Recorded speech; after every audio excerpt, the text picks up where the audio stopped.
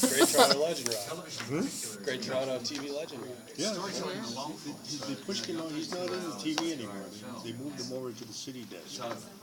Look at you guys all with these cards. I know. I'm ready for some blackjack. Let's do this. Now, should we go around the table again? So How are you guys enjoying Fanix? No, around the table, Sam. Around the table. Are you jumping? Oh, are we going? We were going to introduce. Yeah, they don't know who we are. You have to be someplace. You guys want to know? Yeah, that's the CBC. Yeah, The CBC is just causing problems over here. You are Sam Mag. See, you already know. They don't need to ask. Well, they know you. They know you. You are Flynn Lives. I'll go with that. Jeff Bridges is cool. I'd go with it. Yeah. No, I'm Tim, and my partner Clearly is Harrison Sue. Ford of Sue. Yeah, and we're from the Mind Reels. I am actually Sam. I'm with the Televixen. And you are Ralph Lauren. Absolutely. I recognize that. Oh, wonderful. That's what I was going for. I'm Paul. I'm trying to do a development with E1, so I'm here doing some research. And I want to jump in right away because, Go for it. Graham, we have heard you are the guy who causes all the problems on the set. Yeah. I'm only on And the by set. problems, he means fun. Yes. Oh, like that. I'm only there 1 day a week, so I don't do a whole lot. I have to cram everything into 1 or 2 days. I do things like lock everybody's doors in the dressing room, turn the water off, intermittently pull the plug on all the trailers and count to 10, and when they open their doors, I plug it back in again. No, I don't do anything. No, nothing like I that. said, well, he doesn't do anything bad, but I did say to him in the first week, I was like, Graham, what were you like as a child? He said I was very quiet. I said, well, you're certainly making up for it now. You were there.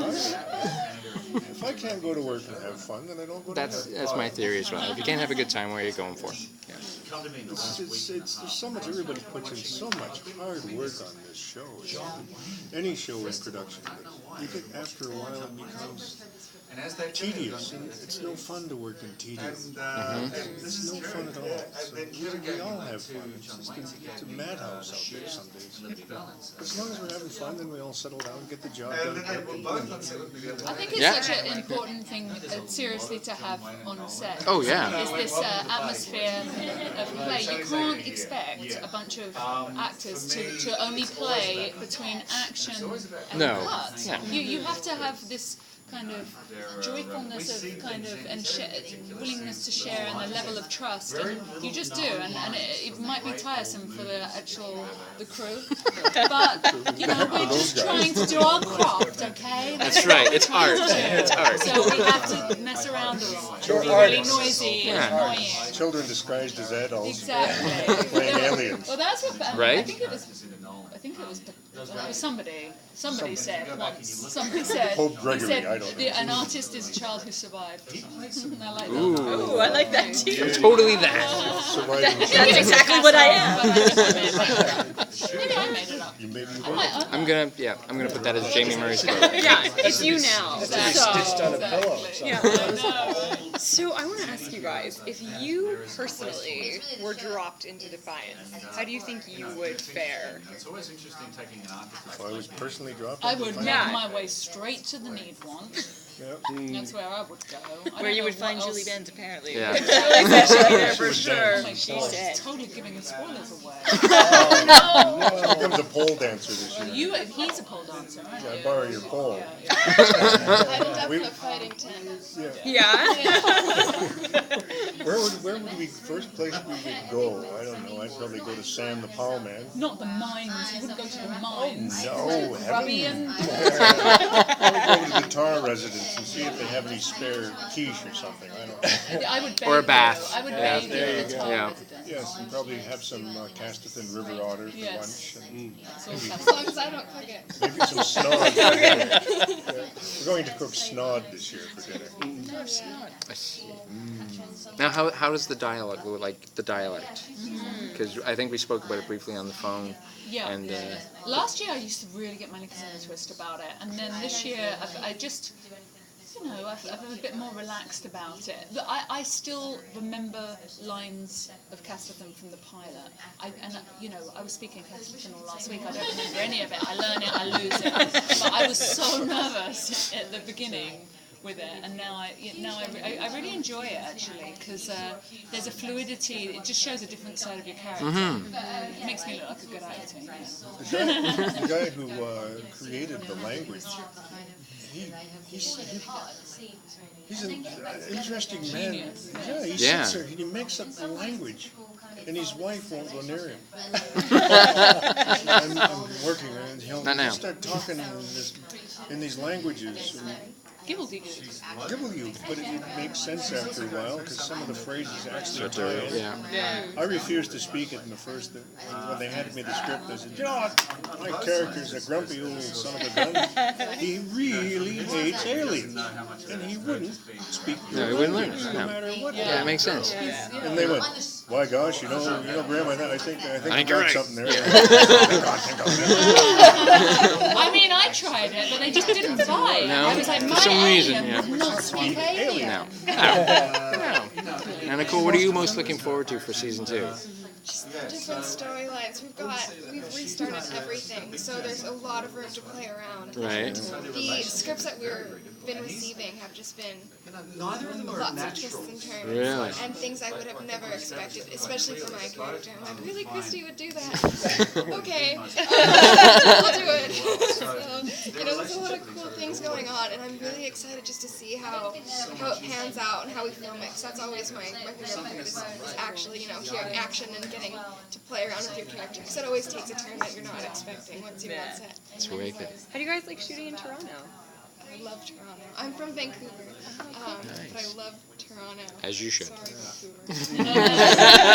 I'm from Toronto, but I love New York.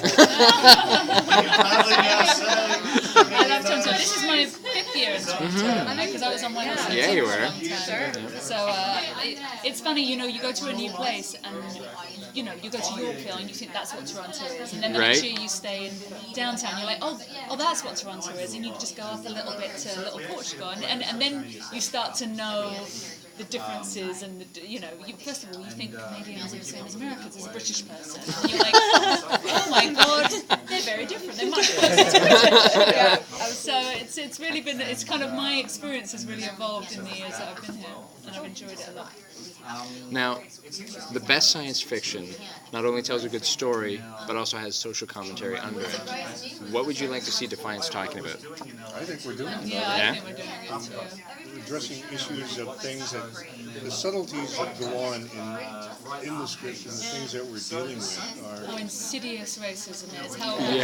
Some of that stuff last season was amazing. How even the people that are the victims of racism are racist. Everybody's kind of So nasty. progressive. Human nature. Are you pointing at me because I'm a... No. I'm such a racist. See? I knew it. I said that. That was one of the first things I said when I started watching the show. Was like, oh, good, but in the future we're still racist assholes to everyone. Well, there are only 12 actual plot in any sort of play. That's true. Yeah. We're exercising things, and it's good to mix everything. You just dip in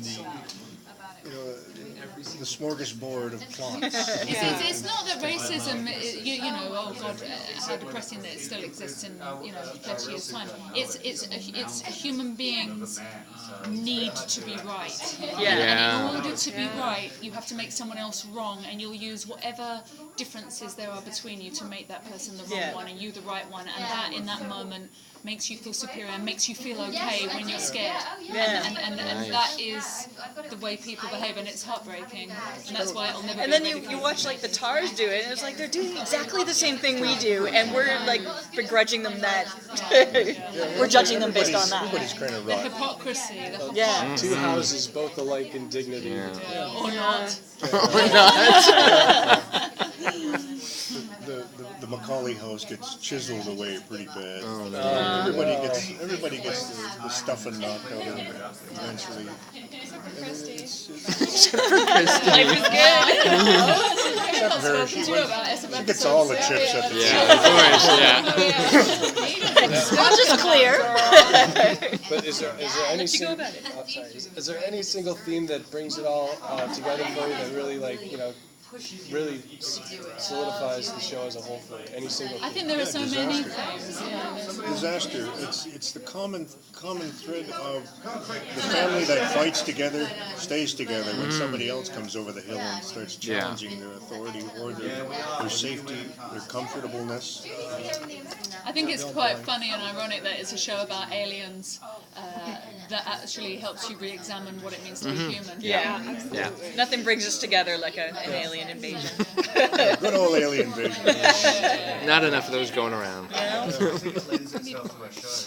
That's fantastic. All right, so if tomorrow ARC ships appeared over Earth, what do you think you guys would do? How do you think we'd handle it? I'd go to another planet. I'm done, yeah. There's something around Alpha Centauri that ain't bad. It ain't no Goldilocks planet, but it'll do for now, my God, I'll tell you. How do you guys find being part of a show with such like a vocal and supportive fan base? It's great. It's really, really rewarding. Yeah, it makes you kind of you become an actor because there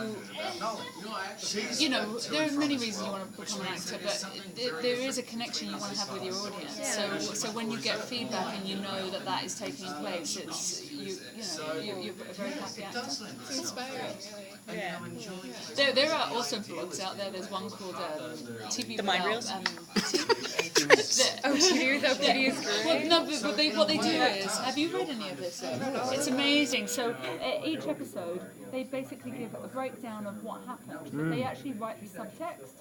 And sometimes, as actors, and even I think it's the same as writers, a lot of what you write or a lot of what you write and what you create is subconscious. So when you actually have somebody writing all the subtext of what really is going on, it's absolutely hysterical and spot on as well. I wish that he would come in and maybe kind of tell me what my real action is before I actually shoot a scene. I wonder what would happen then to. Who's this? It's wonderful. I'll send you all the links, Graham. You'll love it. He's amazing, and he'll kind of paraphrase what the dialogue is, and he'll kind of say what really is happening, and he's very, very amazing. That's awesome. Thank you so much. That's great, guys. That was so good.